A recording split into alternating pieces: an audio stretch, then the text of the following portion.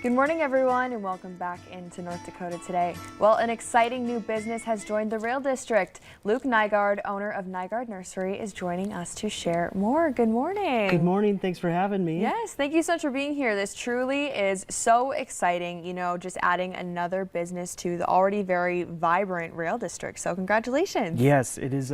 It's a beautiful spot, and there's great shops all around. So it's really exciting to be a part of it.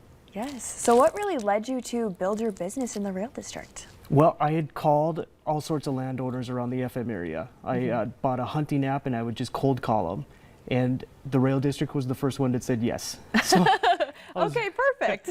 I was really excited after a lot of nice people. Like when I first started trying to find land for this dream, everybody was super nice, but I was nervous they were going to yell at me and stop calling me. And, Yes. and I met these guys that own the land around the Rails District. And when I talked about my dream, they were all about it, which was a huge deal because I want everybody to believe in what I'm doing there too.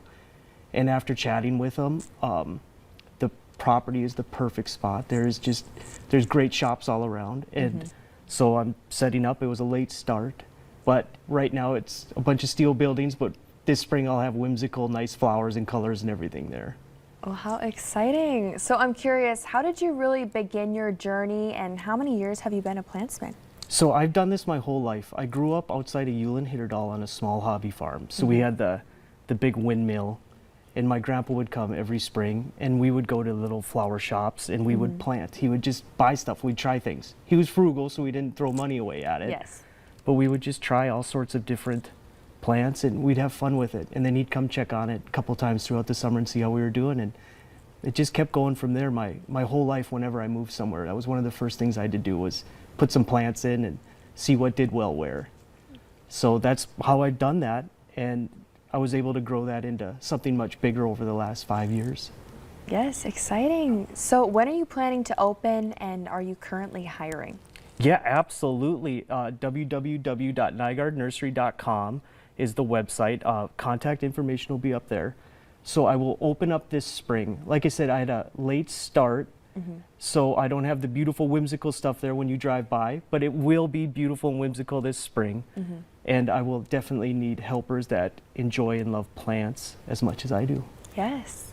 Can you highlight some specialties that's going to set your business apart from others? Yes, one of the fun things I'm going to do is gravel bed nursery trees. Oh, wow. So what I do with those is you bring in a bare root plant. That means there's no soil around the root ball. So those come in the early spring. And early spring is a great time to plant trees and shrubs. Then the water and from spring rains goes in and they all just get happy. It's all about roots that first year of their life.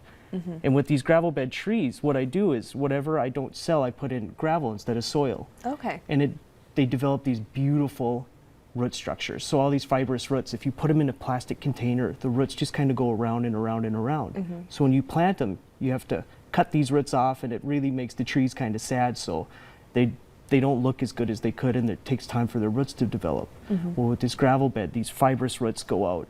And so when you put it in the ground, they are just happy as can be. And with all that extra root mass, you don't have to stake your trees often and things like that. So you don't have the big ugly T-posts coming out and everything like that.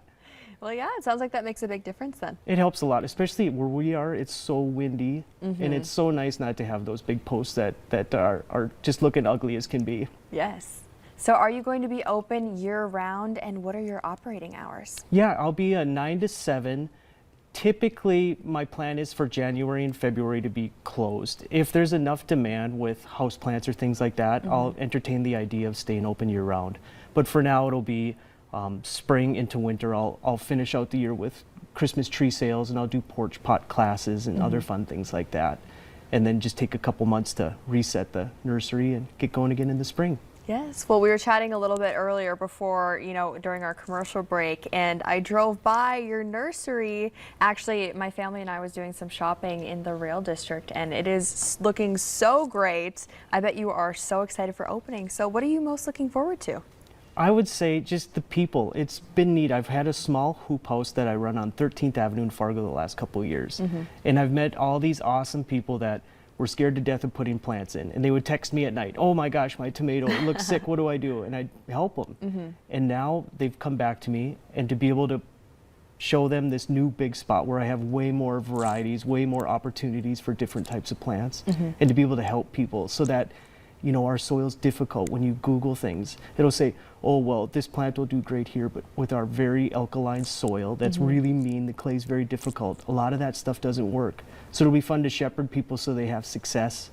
And then once they have that success, then they're off to the races. They can really get creative with beautiful plants. Yeah, but that's very exciting for you. It's super rewarding. Yes. Like when I get those text messages like, look at my tomato plant, they're so proud. It's a big deal because a lot of people come in and they say, I don't have a green thumb. And it's absolutely not true. Everybody has the ability.